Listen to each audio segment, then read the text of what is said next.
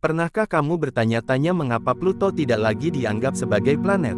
Padahal selama puluhan tahun, hampir semua buku pelajaran di dunia mengajarkan bahwa tata surya memiliki 9 planet. Namun pada tahun 2006, sesuatu yang mengejutkan terjadi. Pluto secara resmi kehilangan statusnya sebagai planet. Keputusan ini memicu perdebatan besar di kalangan ilmuwan, guru, dan masyarakat di seluruh dunia. Bahkan hingga hari ini, masih banyak orang yang menganggap Pluto sebagai planet ke-9. Lalu apa sebenarnya yang terjadi? Untuk memahami alasannya, kita harus kembali ke tahun 1930. Pada tahun itu, seorang astronom muda bernama Clyde Tombaugh menemukan sebuah benda langit yang bergerak di luar orbit Neptunus. Penemuan ini menjadi berita besar. Dunia astronomi saat itu sangat antusias karena akhirnya ditemukan objek yang dianggap sebagai planet baru. Objek tersebut kemudian diberi nama Pluto. Selama puluhan tahun, Pluto resmi menjadi planet ke-9 dalam tata surya. Namun seiring berkembangnya teknologi teleskop, para astronom mulai menemukan sesuatu yang aneh. Mereka menemukan semakin banyak objek di wilayah yang sama dengan Pluto. Wilayah ini dikenal sebagai Sabuk Kuiper, yaitu daerah luas yang dipenuhi benda-benda es dan batuan di luar orbit Neptunus. Awalnya Pluto tampak istimewa, tetapi lama-kelamaan ilmuwan menemukan bahwa Pluto hanyalah salah satu dari banyak objek yang berada di sana. Masalah semakin besar ketika para astronom menemukan objek lain yang ukurannya hampir sama dengan Pluto. Bahkan beberapa di antaranya memiliki karakteristik yang mirip. Jika Pluto dianggap planet, maka secara logika objek-objek baru itu juga harus dianggap planet. Artinya jumlah planet di tata surya bisa terus bertambah. Para ilmuwan pun menghadapi pertanyaan penting. Sebenarnya apa definisi sebuah planet? Selama bertahun-tahun ternyata tidak ada definisi resmi yang benar-benar disepakati. Karena itu, pada tahun 2006, para astronom dari seluruh dunia berkumpul untuk membuat definisi resmi tentang apa yang disebut planet. Menurut keputusan tersebut, sebuah planet harus memenuhi 3 syarat. Pertama, benda tersebut harus mengorbit matahari. Kedua, benda tersebut harus memiliki massa yang cukup sehingga bentuknya hampir bulat karena gravitasinya sendiri. Dan ketiga, benda tersebut harus berhasil membersihkan wilayah orbitnya dari objek-objek lain yang berukuran serupa.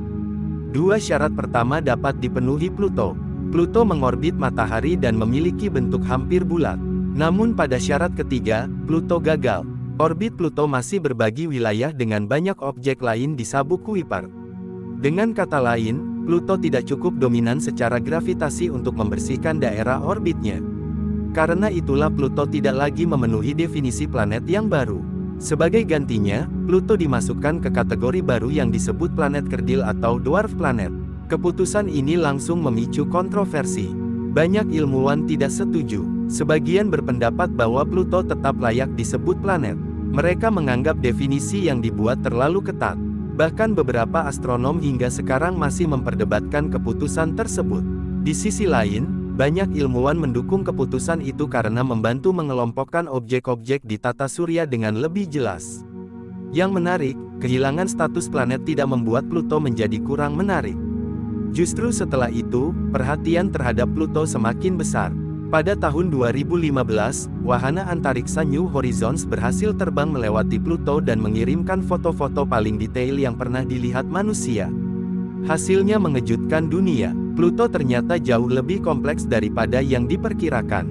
Permukaannya memiliki pegunungan es yang menjulang tinggi. Terdapat dataran luas yang menyerupai gletser.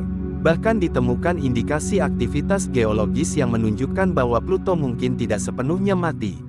Salah satu fitur paling terkenal adalah wilayah berbentuk hati raksasa di permukaannya. Foto tersebut membuat Pluto kembali menjadi pusat perhatian. Banyak orang mulai bertanya, jika Pluto memiliki gunung, dataran, cuaca, dan struktur yang begitu kompleks, mengapa ia tidak dianggap planet? Jawabannya bukan karena ukuran atau keindahannya, melainkan karena definisi ilmiah yang digunakan saat ini. Faktanya, Pluto masih merupakan salah satu objek paling menarik di tata surya.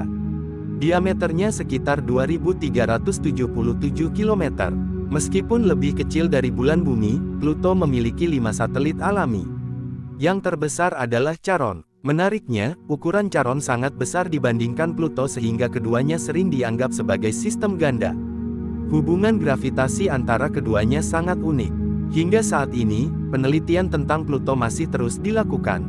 Para ilmuwan percaya bahwa mempelajari Pluto dapat membantu kita memahami bagaimana tata surya terbentuk miliaran tahun lalu.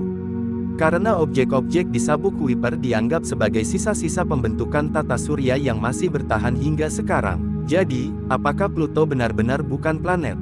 Menurut definisi resmi saat ini, jawabannya adalah tidak. Pluto diklasifikasikan sebagai planet kerdil.